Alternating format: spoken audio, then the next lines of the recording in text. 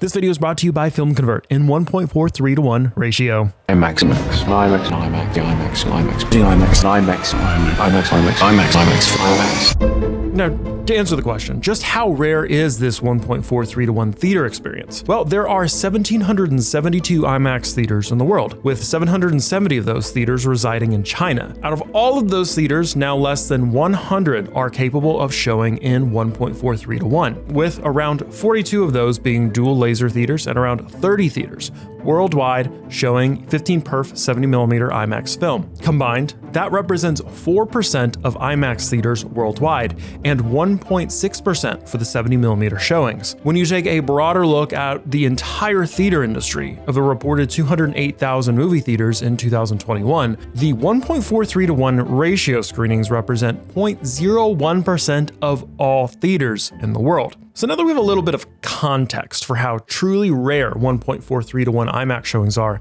let's dig into the complicated world of what films actually were formatted for them.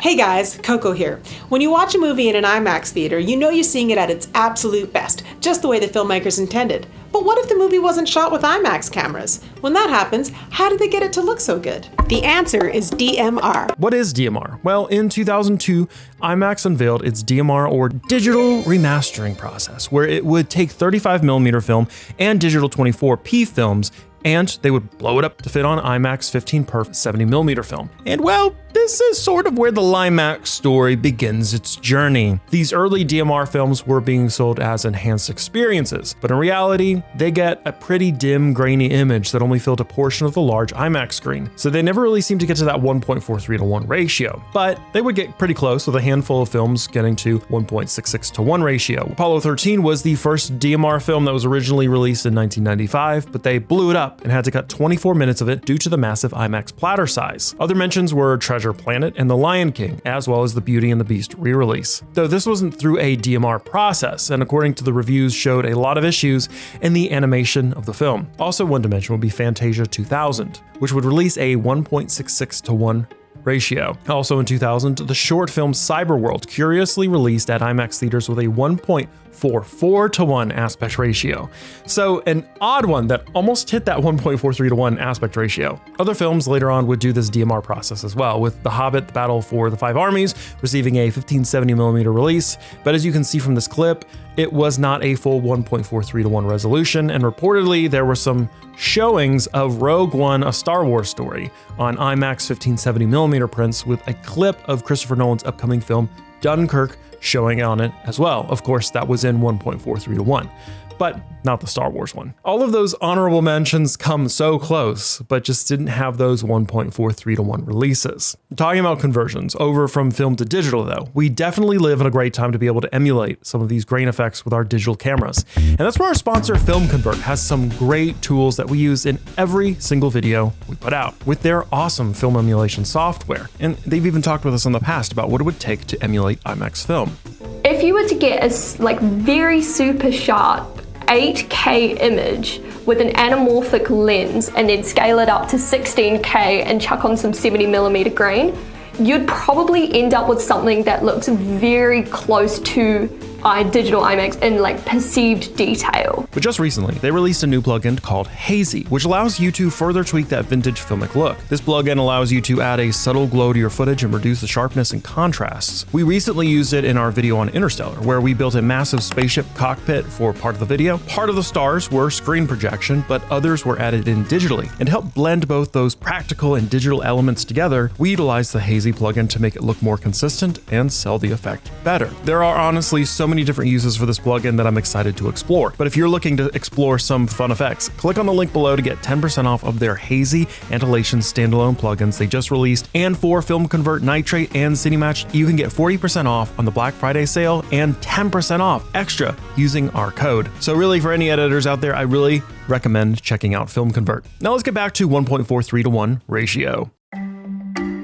All right, now we're almost to the whole list of the 1.43:1 ratio films, but I want to give some of these honorable mentions and explain some that have been shot with IMAX cameras or some other interesting things, but don't really make the list because of some technical reasons. Wonder Woman 1984 shot with an IMAX camera, but would only get a 1.78:1 aspect ratio release. For some reason, I'm not really sure. Star Trek Into Darkness would also shoot with an IMAX camera, but only expand it into 1.66:1. The Amazing Spider-Man reportedly had 1.43:1 aspect ratio shots and scenes, but it's unclear if it ever showed in that full format or if they ever finalized the movie in that 1.43:1 format before they just kind of canceled it. And for that one in particular, there's not that much information on it. Another film, Oblivion, might have had a 1.43:1 release, but the information around it is pretty sparse. There are some photos from Universal City Walk Theater that appear to be the size, but it's hard to confirm. IMDb and others only have a 1.90:1 release, which I will say that IMDb is not always the best source for information, but also there are some sources that cite it being available at very select theaters for a short time in this format. But in some forums like Blu-ray.com, they have a thread about this back in 2013 with one audience member, Eric the Duke, saying that it didn't fill the entire screen at the 1570 theater. 1570 theaters have an aspect ratio of 1.43:1, and this movie is just 1.89 in IMAX. And so all this to conclude, while some will list Oblivion as a movie that showed in 1.43:1 aspect ratio, there's just not enough evidence of this being true.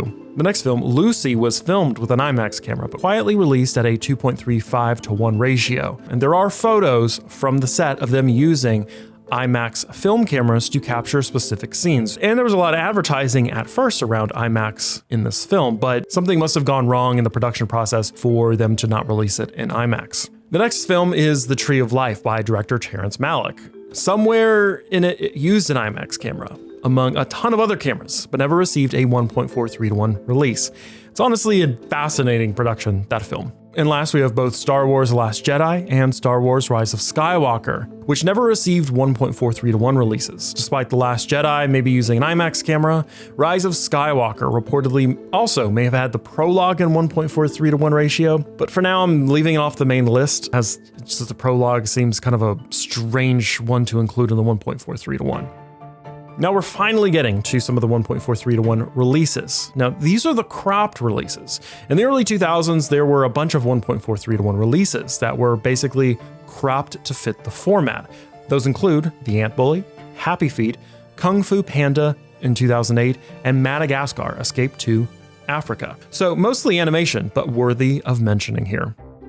All right, now we finally got into the section of the video you've all been waiting for. The 1.43:1 releases. First up, we have The Dark Knight in 2008, Transformers: Revenge of the Fallen, Mission Impossible: Ghost Protocol, The Dark Knight Rises in 2012, The Hunger Games: Catching Fire in 2013, Interstellar in 2014, Star Wars: The Force Awakens 2015, which made a big deal about using IMAX cameras for select scenes in the film, and we finally were able to find a page on IMAX's website that actually show the listing of 1570mm showings in 14 theaters. Next up, we have Batman vs. Superman: Dawn of Justice in 2016, Dunkirk in 2017, First Man in 2018, The Lion King in 2019, Tenet in 2020, Dune in 2021 in digital only, No Time to Die in 2021, The Eternals in 2021, 1.43:1 aspect ratio for IMAX GT laser venues only, and that would use only about 6 minutes of the 1.43:1 ratio and would be, of course, at laser venues only. Lightyear in 2022, Nope in 2022 as well, Oppenheimer in 2023, Dune Part 2 in 2024. Unlike the first Dune films, this would receive a 12 theater release in 70mm film. Next up would be Megalopolis, reportedly used a couple of scenes in 1.43:1 ratio, only playing if the theater had the GT laser, of course. Joker 2024, which was released to select theaters in 70mm IMAX, and something tells me it will likely never show in 70mm again. Sinners from this year in 2025. This was, of course, filmed with IMAX film cameras. We covered this film earlier this year, and you can check out that video. This film was released with both digital and film, 1.43:1, and recently just had an announcement that they're about to release a few more IMAX 70mm showings of this film. So be sure to check that out on IMAX's website. Next up this year, we had Fantastic Four: First Steps. This film had 5 minutes in the film that expanded to 1.43:1 in select IMAX GT laser venues. And lastly for this year, One Battle After Another. This was honestly a surprising make for the list this year, and it was presented in an expanded 1.43:1 aspect ratio on 70mm in select IMAX theaters. Now, to leave you with a bit of hope for the future, here are the future releases that are coming this next year in 2026 and beyond. And man, 2026 is shaping up to be a massive year for IMAX 1.43:1 ratio showings. First up, we have Mandalorian and Grogu in May of 2026. The rumor is that select scenes will be showing in IMAX 1.43:1 in IMAX GT venues and with 70mm film. We'll try to keep an eye out for that as we get more news about that release. Now, of course, the big film for 2026 is Christopher Nolan's The Odyssey.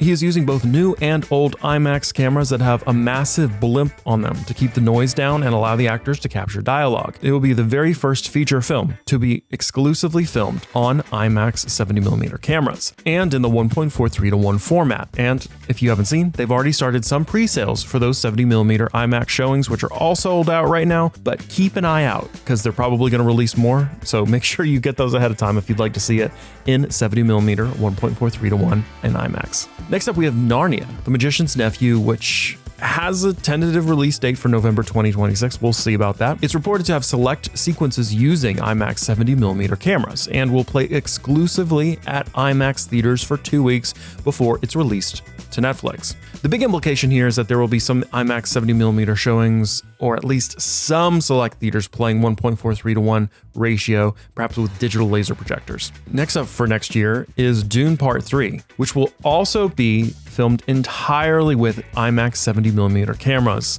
unlike the first two iterations. Massive potential, of course, for more 70mm IMAX 1.43:1 showings for this film. And looking even further ahead to 2027, Varanasi, which is an upcoming film from India, which is reported to have sequences of 1.43:1 ratios in select theaters in India. So for all of you out there, be sure to look out for that in 2027. Now, if you're interested in seeing one of the incredible productions of a 1.43:1 film, take a look at our awesome video of the production of Sinners right here.